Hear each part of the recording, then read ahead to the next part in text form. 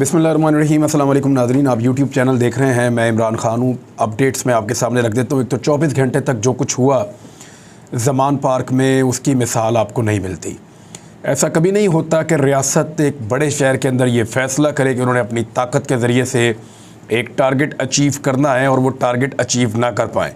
लेकिन कुछ चीज़ें मज़ीद आगे बढ़ रही हैं, वो भी मुझे आपको बतानी है। गिलगित बल्तिस्तान के IG को तब्दील किया गया है, उसके पीछे पूरी कहानी क्या है। एक्चुअली गिलगित बल्तिस्तान के IG को मजबूर किया जा रहा था कि उनकी जो सिक्योरिटी गिलगित बल्तिस्तान से बाहर है उसको वापस बुलवाया जाए। अच्छा, गिलगित बल्तिस्तान के कुछ सिक्योरिटी के एहलकार इमरान खान साहब के साथ तब से हैं जब से उन्होंने वज़ारत उज़्मा छोड़ी है, क्योंकि इमरान खान साहब के पीछे आपको पता है कि बहुत सारी कुव्वतें हैं। उनके ऊपर एक दफ़ा जानलेवा हमला हो चुका है, उन्हें गोलियां लग चुकी हैं। गिलगित बल्तिस्तान के जो कमांडोज़ हैं पुलिस के, वो इमरान खान साहब के साथ मौजूद रहते हैं, और ख़ास तौर पे उस मौके पर जब इमरान खान साहब बाहर निकलते हैं, जब वो किसी रैली में जाना चाहें, किसी जलसे में जाना चाहें, या वो ट्रैवल करें अदालत की तरफ, तो गिलगित बल्तिस्तान की पुलिस उनको सिक्योरिटी देती है। वो अब ट्रेंड पुलिस वाले हैं, उनके पास रियासत का जो है वो ट्रेनिंग याफ्ता एक लाइसेंस है जिसके साथ वो इमरान खान साहब की प्रोटेक्शन दहशतगर्दी से और किसी भी मुमकिना हमले से कर सकते हैं।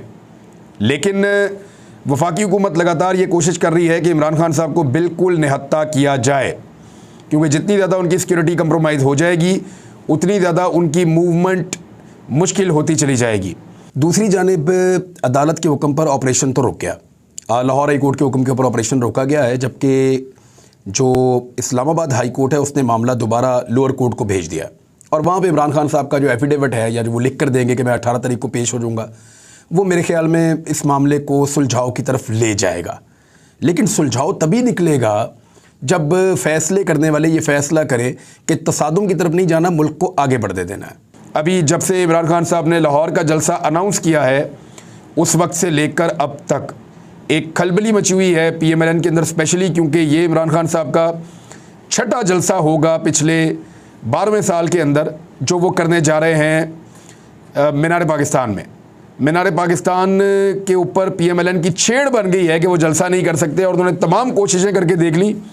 अब मीनार पाकिस्तान तो क्या, कोई छोटे मोटे पार्क में भी जलसा वो नहीं कर पा रहे, बल्कि वो ग्राउंडों तक, घरों के अंदर जो हॉल्स हैं उन तक, शादी हॉल्स तक, वहाँ तक महदूद हो गई है इतनी बड़ी जमात, और वो सिर्फ अपनी हरकतों की वजह से। क्योंकि उनके कारकुनों को ये बताया गया था कि हम इनकलाब की तरफ जा रहे हैं, और अचानक पूरे ख़ानदान ने बूट पकड़ के पॉलिश करना शुरू कर दिए। और जब कारकुनों ने मुड़ के देखा कि हम तो इनकलाब में जा रहे थे, ये तो बूट पॉलिश कर रहा है, पूरा फैमिली लग गए इसी काम के ऊपर, तो फिर उनको मायूसी हुई है, और इसलिए PMLN को काफ़ी नुकसान इस बात का पहुंचा। और PMLN की क़यादत ने जिस तरीके का टॉर्चर किया है शहरियों के ऊपर, उससे भी नफ़रत और मुखालफत के जज्बात जन्म ले रहे हैं। बहुत सारे लोग लाहौर की सड़कों पे, गुजरावाला में, ये वो इलाके हैं जहाँ पे इनका गढ़ होता था PMLN का, आपको मिल जाते हैं जो आपको ये कहते हैं कि जी हम पहले PMLN के साथ थे, अब हम नून लीग को वोट नहीं देना चाहते। उसकी वजह यह है कि नून लीग वो जमात नहीं रही, ये जुल्म कर रहे हैं, बर्बरियत कर रहे हैं। इमरान खान ने हमें शऊर दिया है, हम उसके साथ जा रहे हैं। हमने मनादिर देखे लाहौर के अंदर, बहुत अजीबोगरीब नौजवान जो हैं वो बेहर व मददगार सड़कों के ऊपर सो रहे हैं, सिर्फ़ एक शख्स की हिफाजत के लिए 24 घंटे तक वो लड़ते रहे। ख़वातीन लड़ती रहीं, ख़वातीन के ऊपर बदतरीन शेलिंग की गई, ख़वातीन के ऊपर गोलियां रबड़ की चलाई गई, और वो मनादिर कैमरे ने महफूज कर लिए। इमरान खान साहब के घर वाली गली में एक खातून खड़ी हैं, और वहाँ पे जो बहादुर जवान हैं वो उनको रबड़ की गोलियों से मार रहे हैं।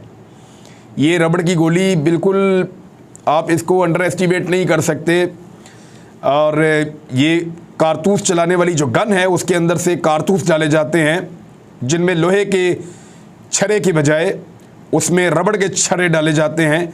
ये गोलियां कश्मीर में कश्मीरियों पे भी चलाई जाती हैं, फ़लस्तीन में फ़लस्तीनियों पे भी चलाई जाती हैं। दुनिया भर में इनकी मजम्मत की जाती है, क्योंकि ये 3rd डिग्री टॉर्चर से भी आगे का काम है। बड़ी खौफनाक गोली होती है ये गोलियां ख़वातीन को बार बार मारी जा रही थी। तो एक नौजवान है उस्मान जौरा, ये इसका ताल्लुक़ गुजरात से है, ये वहाँ पे बड़े अरसे से मौजूद है, मैंने इसको देखा भी है ज़मान पार्क के बाहर।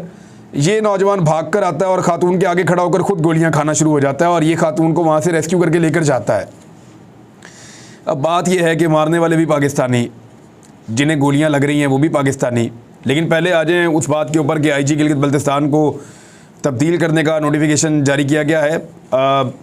IG गिलगित बल्तिस्तान मोहम्मद सईद को ओहदे से हटा दिया गया है। उनको बार बार ये कहा जा रहा था कि पुलिस को अब वापस बुलाएं, लेकिन उनकी जगह पे अब खैबर पख्तूनख्वा से ग्रेड 20 के पुलिस अफसर डार अली खटक को IG गिलगित बल्तिस्तान मुकर्रर कर दिया गया है और कोशिश की जाएगी कि उनके ज़रिए से पुलिस को वापस बुलवाया जाए। लेकिन जो खालिद खुर्शीद हैं, वो चीफ़ मिनिस्टर हैं गिलगित बल्तिस्तान के, वो इमरान खान साहब के साथ अगर मौजूद रहते हैं तो उनकी सिक्योरिटी फिर इमरान खान साहब के साथ रहेगी और चीफ़ मिनिस्टर के साथ भी रहेगी। ये मुमकिन नहीं है कि वो अपने चीफ़ मिनिस्टर की सिक्योरिटी को कंप्रोमाइज़ कर दें। IG कुछ भी कर सकता है, इजाफी पुलिस को वापस बुला सकता है, लेकिन जो चीफ़ मिनिस्टर हैं गिलगित बल्तिस्तान के, उनकी सिक्योरिटी को कंप्रोमाइज़ नहीं किया जा सकता। उसकी वजह यह है कि जो चीफ़ मिनिस्टर हैं उनके साथ जो सिक्योरिटी मौजूद रहती है उसको तो कानून के मुताबिक नहीं हटा सकता IG। तो अगर चीफ़ मिनिस्टर ही इमरान खान साहब के साथ हैं तो फिर सिक्योरिटी भी इमरान खान के पास है। तो ये एक हल तो मौजूद है, लेकिन मेरी नज़र में अब कश्मीर में और गिलगित बल्तिस्तान में हुकूमत तब्दील करने की एक बड़ी कोशिश की जाएगी आने वाले दिनों में, और कुछ ट्रांसफ़र पोस्टिंग्स जो हैं वो इस कहानी की शुरुआत के तौर पे आप ले सकते हैं, क्योंकि ताकतवर लोगों ने ये फ़ैसला कर लिया है कि इमरान खान उनको नहीं चाहिए। उनके मफादात के रास्ते में इमरान खान एक रुकावट है और उनके मफादात इतने बड़े हैं कि वो नहीं चाहते कि उसके रास्ते में कोई भी रुकावट आए। अब ये जो 24 घंटे गुजरे इसमें बेशुमार कहानियाँ थीं। ये उस्मान जोरा जो है ये एक कहानी है, गुजरात का नौजवान। हमारे कुछ पश्तून भाई जो लाहौर में रहते हैं वो एक अलग कहानी है। कुछ जो दूर दराज इलाकों से आए हैं उनकी अलग कहानियाँ हैं। लाहौर के ज़मान पार्क की सराउंडिंग में रहने वाले जो नौजवान हैं, जो तालब इल्म हैं, उनकी अलग कहानियाँ हैं। जो यूनिफॉर्म में बेचारे पुलिस वाले वहाँ पे मौजूद थे, रेंजर्स वाले मौजूद थे, उनकी भी अलग कहानियाँ हैं। यानी एक तरफ पब्लिक खड़ी थी और एक तरफ खड़े हुए थे यूनिफॉर्म वाले। अब हर लड़ाई जो है वो आपने जीतनी नहीं होती। अपने लोगों को शिकस्त देने से कभी भी कोई भी रियासत मजबूत नहीं होती। यूनिफॉर्म में जो खड़े थे वो पाकिस्तानी थे ना, और वो अपने हुक्म की तामील में आंसू गैस चला रहे थे। हज़ारों शेल्स उन्होंने फायर कर दिए। केमिकल वाला पानी जो है वो लोगों के ऊपर, ख़वातीन के ऊपर फेंका, बदतरीन लाठी चार्ज किया, सीधी फायरिंग की, ख़वातीन के ऊपर रबड़ की गोलियां बरसाते रहे। ये सारा कुछ यूनिफॉर्म पहने हुए लोगों ने किसी हुक्म की तामील में किया है। दूसरी तरफ भी पाकिस्तानी थे जो अपने लीडर की गिरफ्तारी जो है वो अवॉइड करना चाह रहे थे। उन्हें लगता था उनके लीडर को पकड़ेंगे तो मार देंगे। उन्होंने 24 घंटे से ज़्यादा मुकाबला किया है, मुज़ामत की एक नई मिसाल कायम कर दी है और जवाबी हमले भी किए। इमरान खान की गिरफ्तारी के लिए जो 3 बहुत मुनज़्ज़म और बड़ी तगड़ी कोशिशें हुई, जिनमें पुलिस और रेंजर्स इमरान खान साहब के दरवाजे तक पहुंच गई, जहां पे इमरान खान और पुलिस के दरमियान लगभग 10-12 लोग बाकी रह गए थे, वहां से भी इन नौजवानों ने इन हमलों को पसपा किया है और इमरान खान साहब को गिरफ्तारी से बचाया है। मेरे ख्याल में कसूर इन यूनिफॉर्म वालों का भी नहीं है। इनको दिल से थोड़ी आता है, किसी का लड़ने को दिल थोड़ी करता है। ये तो उनको मजबूर किया जाता है कि आप ये करें। और ना ही जो नजरियाती कारकुन है उनका कसूर है। उनको ये पता है कि पहले पाकिस्तान के अंदर लीडर्स मारे जा चुके हैं। उन्हें पता है कि इस किस्म के लीडर को आलमी सतह पे भी मार दिया जाता है, और सैकड़ों मिसालें मौजूद होने के बावजूद वो कैसे अपने आप को कायल करें कि इमरान खान साहब को गिरफ्तार करने दिया जाए। इमरान खान साहब ने कहा भी है कि एक मौके पर मैं गिरफ्तारी देना चाहता था, लेकिन मेरे कारकुन नहीं मान रहे थे। और ये बात तो इमरान खान साहब खुद भी कह चुके हैं कि उनको गिरफ्तार किया गया तो उन्हें कत्ल किया जा सकता है। असल में मामला उनका है, कसूर उनका है जो बंद कमरों के अंदर जो फैसले करते हैं और कौम और मुल्क की तकदीर को लिखते हैं। उनके गलत फैसले बाद औक़ात पाकिस्तान की आवाम को और पाकिस्तान के इदारों को आमने सामने लाकर खड़ा कर देते हैं। ये हमने पाकिस्तान में बहुत दफ़ा होते हुए देखा है। हमने ये कराची में होते देखा, सिंध में होते देखा, बलूचिस्तान में होते देखा, खैबर पख्तूनख्वा में होते देखा। बहुत सारे इलाकों में बहुत मरतबा हमने ये होते देखा कि इदारे और अवाम आमने सामने आकर खड़े हो गए। और ये जब भी हुआ किसी न किसी गलत फैसले के नतीजे में हुआ या किसी न किसी जुल्म और ज़्यादती के नतीजे में हुआ। अब बात यह है कि अपनी तरबियत के मुताबिक जो यूनिफॉर्म वाले हैं वो तो बेचारे नौकरी कर रहे हैं और उन्हें कहा जाता है कि आप ये करें और वो कर देते हैं। बहुत कम है जो डट जाते हैं। जैसी कुछ रिपोर्ट हुई हैं मिसालें, जिन लोगों ने काम करने से इनकार कर दिया कि ये काम हमारी नज़र में गलत है और ये एक सियासी एजेंडा है और हम इंतज़ामी काम के लिए हैं, हम इसका हिस्सा नहीं बनना चाहते और अपने लोगों के साथ हम ज़्यादती नहीं करना चाहते। बहुत सारे ऑफिसर्स ने बहुत सारी दफ़ा स्टैंड भी लिया है, जैसा कि साबिक आर्मी चीफ ने जब तहरीक लब्बैक वज़ीराबाद पहुंची तो उस वक्त मुअय्यना तौर पे उन्होंने स्टैंड लिया था कि अपने लोगों पर गोली नहीं चलाई जा सकती, तो उनके ऊपर हम किसी किस्म का जो है वो टॉर्चर नहीं कर सकते, तो इस मामले को सियासी लिहाज से हल किया जाए। हालांकि ये मामला सियासी लिहाज से हल लाहौर की जेल के अंदर ही हो गया था, लेकिन फिर इसको हवा दी गई। हामिद रज़ा साहब इसके बारे में बहुत अच्छी तरह जानते हैं, कुछ और उलमा जो इन मुज़ाकरात के अंदर थे वो अच्छी तरह जानते हैं कि कुछ चीज़ें तय हो गई थी, लेकिन उसके बाद फिर रियासत ने एक फ़ैसला किया और जानबूझकर हालात को ख़राब किया गया। उस वक्त इमरान खान साहब को पॉलिटिकली डैमेज करना मकसूद था, लेकिन वो भी जो हुआ वो ठीक नहीं हुआ, वो सारा कुछ भी गलत था और आज भी जो हो रहा है वो ठीक नहीं हो रहा। अवाम और सिक्योरिटी फोर्सेस को बार बार सामने लाने वाली ये पॉलिसी क्या दुरुस्त है, एक बहुत बड़ा सवाल है। मेरे ख्याल में अभी भी मामला जो है ना वो गलत असेसमेंट का है, अभी भी मामला जो है ना वो मिसकैलकुलेशन का है और ये बातें पहले भी रिपोर्ट हो चुकी हैं। आज कुछ चीज़ें मैं आपके सामने रख देता हूं और ये फैक्ट्स हैं, इनको आप याद रखिएगा और हर पाकिस्तानी को ये याद रखने चाहिए। उस्मान साहब एक हमारे दोस्त हैं, उन्होंने इसको सोशल मीडिया पे शेयर भी किया इसके कुछ हिस्सों को। तो मैं आपको बता देता हूं कि सबसे पहले ये कहा गया कि इमरान खान साहब की पार्टी जो है वो 7% पॉपुलर रह गई है, ये पार्टी जब निकाल दी जाएगी इक़्तिदार से तो कुछ भी नहीं होना। हालांकि मैंने जिन लोगों ने मेरे से मशवरा किया, मैंने उन्हें मना किया था कि ये मत करना, ये चिपक जाएंगे, आपके लिए मुसीबत बन जाएगी। और इमरान खान अगर निकाला गया तो वो ये नहीं कहेगा कि मुझे क्यों निकाला, वो ये सबको बता देगा कि मुझे क्यों निकाला। नवाज शरीफ को वापस इक़्तिदार में आने के लिए बहुत सारे वो रास्ते ढूंढ लेता है। इमरान खान साहब को पब्लिक के अलावा और कोई रास्ता नहीं सूझेगा, तो आप दीवार के साथ लगाएंगे तो मुसीबत बन जाएगी। ये कहा गया कि इमरान खान घर बैठ जाएगा, इसकी सियासत ख़त्म हो जाएगी, लेकिन फिर हमने देखा कि नहीं हो सका, ये मिस कैलकुलेशन हो गई, गलत असेसमेंट हो गई। फिर कहा गया कि इमरान खान की हुकूमत को हम चलाते रहे हैं, लेकिन अब ये जो हुकूमत है इसको कौन चला रहा है, ये क्यों नहीं चल रही है आपसे। अगर आप इमरान खान को उंगली पकड़ के चला रहे थे तो आप शहबाज शरीफ को भी उंगली पकड़ के चला लें। बात ये नहीं है, लीडर में कुछ ना कुछ होता है तो वो काम कर सकता है। आप शहबाज शरीफ को चला के दिखाएं उंगली पकड़ के, पाकिस्तान की मईशत का बेड़ा गर्क हो गया। फिर ये कहा गया कि स्टॉक मार्केट ऊपर चली गई, डॉलर नीचे आ गया नई हुकूमत बनने के बाद। तो आप ये देख लेना कि इस वक्त पाकिस्तान की मईशत तबाही के दहाने पर खड़ी है। महंगाई के 50 साल रिकॉर्ड टूट चुके हैं। पेट्रोल कितना महंगा आपके सामने, डबल हो गया।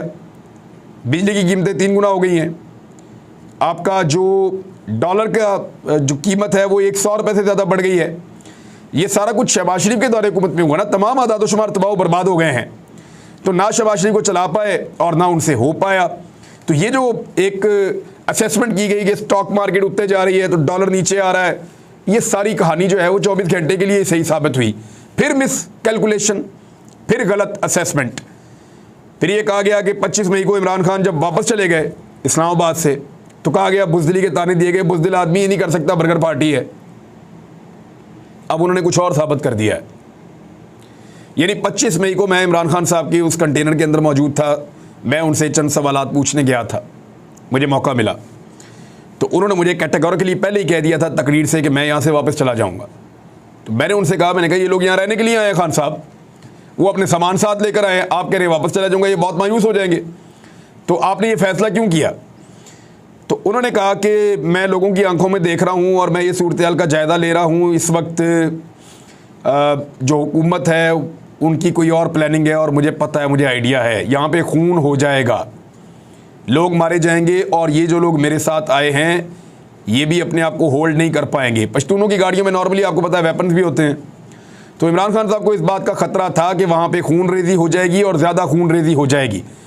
खून बहने से बचाने के लिए उन्होंने लोगों को वापसी का रास्ता दिया और इस पर उनको बुज़दिली के ताने दिए गए। सूबाई असम्बली में लोटे बनाए गए 2 दर्जन के करीब और फिर कहा गया कि पाकिस्तान तहरीक इंसाफ हमेशा के लिए ख़त्म हो गई है। लेकिन फिर हमने देखा कि उन लोटों के साथ क्या हुआ। अब वो जो लोटे बनाए गए थे वो निजी महफिलों में खुद कहते हैं कि हमें मिसगाइड किया गया। किसी की मिसगाइडेंस किसी की गलत असेसमेंट, किसी की मिस कैलकुलेशन हमारे सियासी करियर को भी तबाह कर गई है। अब वो लोग ये कहते हैं जिनको लूटा बनाया गया था।